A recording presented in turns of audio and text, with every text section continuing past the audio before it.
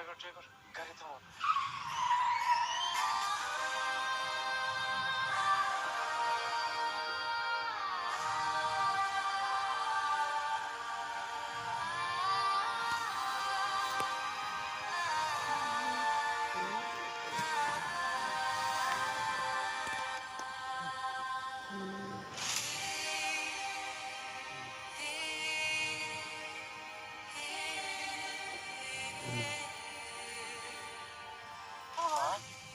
বাবা, মা তুমি এই জায়গায় কেন?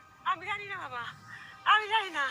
আমি রাতে বেলা ঘুমাইছিলাম, তখন ওই আমি দেখি কি, আমি যখন ঘুমাইছি দেখি একটা গাড়ির মধ্যে একলা, কেউ নাই।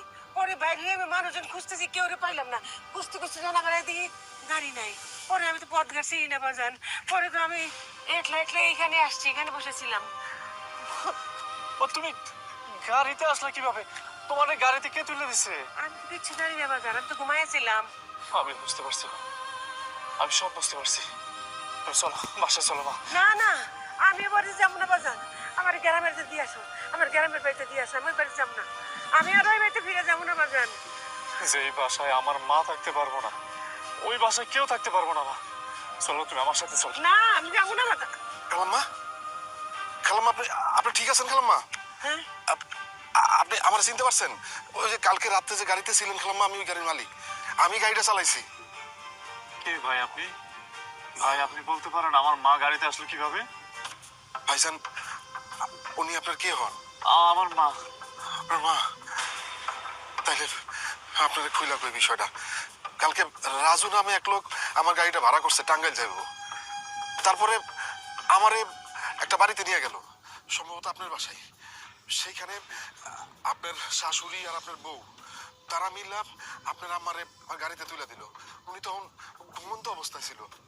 শুনছি ওনারা নাকি ঘুমের ইঞ্জেকশন দিছে। তারপর রাস্তা অনেক জ্যাম আছিল। ওই জ্যাম ঠেলা উত্তরে আসতে আসতে প্রায় 3 ঘন্টা লেগে গেছে। তো আমি আর ওই রাজু আমরা একটু মধ্যে নাইমা চা খাইতে গেছিলাম। হঠাৎ করে আইসা দেখি যে গাড়িতে আপনার আম্মা নাই, উনি নাইমা চলে গেছে।